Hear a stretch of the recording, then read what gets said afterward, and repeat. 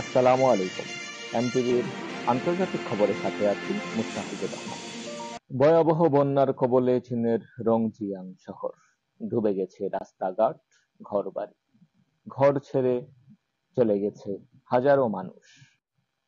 ভারী বৃষ্টিতে সৃষ্ট বন্যায় চীনের দক্ষিণ পশ্চিমাঞ্চলে ৬ জনের মৃত্যু হয়েছে। কর্তৃপক্ষ জানিয়েছে, গ্রীষ্মমণ্ডলীয় ঘূর্ণিঝড়ের সম্ভাব্য আঘাত এই দুর্যোগ পরিস্থিতিকে আরও জটিল করে তুলছে। মঙ্গলবার পর্যন্ত বন্যা কবলিত এলাকাগুলো থেকে প্রায় ৮০,০০০ জনকে নিরাপদ স্থানে সরিয়ে নেওয়া হয়েছে।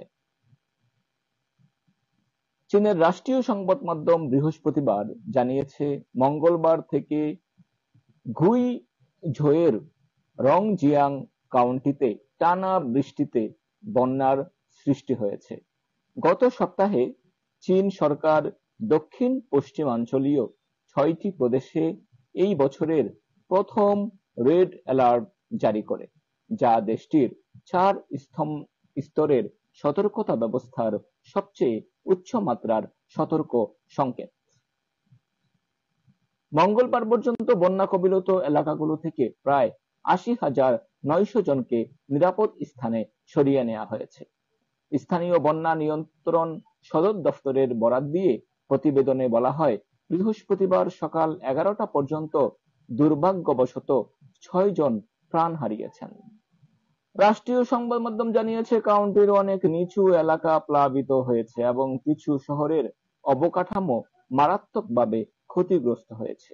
এর ফলে যান চলাচল বিঘ্ন ঘটেছে, যোগাযোগ বিচ্ছিন্ন হয়ে পড়েছে এবং কিছু লোক আটকা পড়েছে।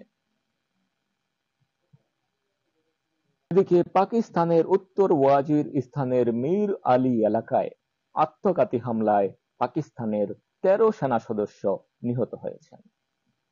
এই ঘটনায় ভারতকে দায়ী করেছে পাকিস্তান। পাকিস্তানে আত্মঘাতী বোমা হামলায় ১৩ সেনা নিহত হয়েছেন। এই ঘটনায় ১৯ বেসামরিক ব্যক্তিসহ ২৯ জন আহত হয়েছেন। আহত ব্যক্তিদের মধ্যে ৪ সেনার অবস্থা আশঙ্কাজনক। আজ রবিবার দেশটির খাইবার পাখতুনখাওয়া প্রদেশের উত্তর ওয়াজিরিস্তান জেলায় এই ঘটনা ঘটে। স্থানীয় প্রশাসনের এক কর্মকর্তা বলেন, আত্মঘাতী এক বোমারু বিস্ফোরক বোঝাই গাড়ি নিয়ে সেনাদের গাড়িবহরে ওই বিস্ফোরণ ঘটান। এতে ১৩ সেনা নিহত ও ১০ সেনা আহত হন। বেসামরিক ব্যক্তি আহত হয়েছেন ১৯ জন। জেলা পুলিশের এক কর্মকর্তা বলেন, ওই বিস্ফোরণে ২টি ঘরের ছাদ ধসে পড়েছে। এতে ৬ শিশু আহত হয়। এই হামলার দায় স্বীকার করেছে পাকিস্তান তালেবানের সশস্ত্র পক্ষ হাফিজ গুল বাহাদুরের আত্মঘাতী বোমারু শাখা। তবে পাকিস্তান দাবি করে আসছিল, ভারত এই ঘটনা ঘটিয়েছে। ২০২১ সাল থেকে আফগানিস্তান সীমান্ত সংলগ্ন এই এলাকায় নতুন করে সহিংসতা বৃদ্ধি পেয়েছে। গাজায় ত্রাণের আটায় পাওয়া গেছে ভয়াবহ শক্তিশালী নেশার ট্যাবলেট। জিএইচএফ এর বিরুদ্ধে নেশার মরণ ফাঁদ পাতার অভিযোগ। দুর্ভিক্ষে প্রতিদিনই নাজুক হয়ে পড়ছে সাধারণ মানুষের কৃত ত্রাণে পাওয়া যাচ্ছে মরণঘাতী মাদক। গাজার সরকার দাবি করেছে, মার্কিন ত্রাণ কেন্দ্রগুলোর মাধ্যমে বিতরণকৃত আটার ব্যাগে পাওয়া গেছে ভয়ঙ্কর মাদক অক্সিকোডন, যা সাধারণত ক্যান্সার রোগীদের জন্য ব্যথানাশক হিসেবে ব্যবহৃত হয়, কিন্তু অত্যন্ত আসক্তিকর এবং অতিরিক্ত গ্রহণে জীবন হুমকির মুখে ফেলে দিতে পারে। গাজার সরকারের মিডিয়া অফিস থেকে দেওয়া এক বিবৃতিতে জানানো হয়, এখন পর্যন্ত ৪ জন নাগরিকের সাক্ষ্য গ্রহণ করা হয়েছে, যারা সরাসরি আটার ভেতরে এই বড়িগুলো খুঁজে পেয়েছেন। এ বিষয়ে ধারণা করা হচ্ছে, কিছু ওষুধ ইচ্ছাকৃতভাবে পিষে ময়দার মধ্যেই গলিয়ে দেওয়া হয়েছে, যাতে সাধারণ গাজাবাসী বুঝতেই না পারে কি খাচ্ছে তারা। গাজার পক্ষ থেকে এই ঘটনার তীব্র নিন্দা জানিয়ে একে নৈতিকতা ও মানবতার চরম লঙ্ঘন বলে আখ্যায়িত করা হয়েছে। উল্লেখ্য, অক্সিকোডন একটি শক্তিশালী ওপিয়েট যা শ্বাসকষ্ট, হ্যালুসিনেশন এবং মৃত্যু পর্যন্ত ঘটাতে পারে। এমন মাদক গোপনে খাদ্যের সঙ্গে মিশিয়ে দেওয়া হলে গাজার মতো সংকটে থাকা অঞ্চলে ভয়াবহ পরিণতি ডেকে আনতে পারে। এই অভিযোগ সামনে আসার পর বিষয়টি নিয়ে আন্তর্জাতিক মানবাধিকার সংস্থাগুলোর পক্ষ থেকে এখনো আনুষ্ঠানিক কোনো প্রতিক্রিয়া জানানো হয়নি। তবে গাজার সরকার বিষয়টি তদন্তে আন্তর্জাতিক সংস্থাগুলোর হস্তক্ষেপ কামনা করেছে।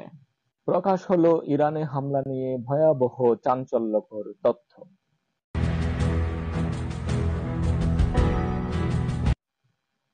ইরানে ইসরায়েলের হামলা নিয়ে সামনে এসেছে চাঞ্চল্যকর তথ্য। আর্মেনিয়া নিযুক্ত ইরানের রাষ্ট্রদূত মেহেদি সোবহানি এই তথ্য সামনে এনেছেন। তিনি বলেন, প্রতিবেশী বিভিন্ন দেশ থেকেও ইরানে হামলা চালানো হয়েছে। শনিবার মেহের নিউজের এক প্রতিবেদনে এই তথ্য জানানো হয়েছে।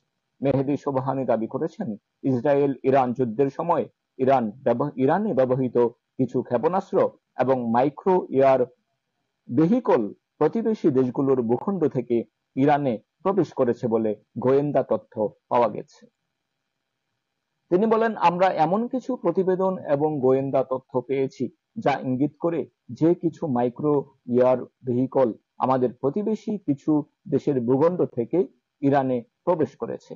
এই কারণেই আমাদের প্রেসিডেন্ট আজারবাইজানের প্রেসিডেন্টের সঙ্গে ফোন আলাপে বিষয়টি গুরুত্ব সহকারে তদন্তের অনুরোধ করেছেন।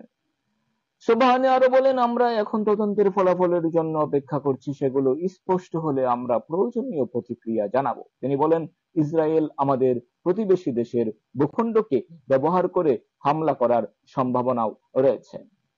তবে আজারবাইজান আমাদের আশ্বস্ত করেছে যে তারা কখনোই তাদের ভূখণ্ডকে ইরানের বিরুদ্ধে ব্যবহার করতে দেবে না।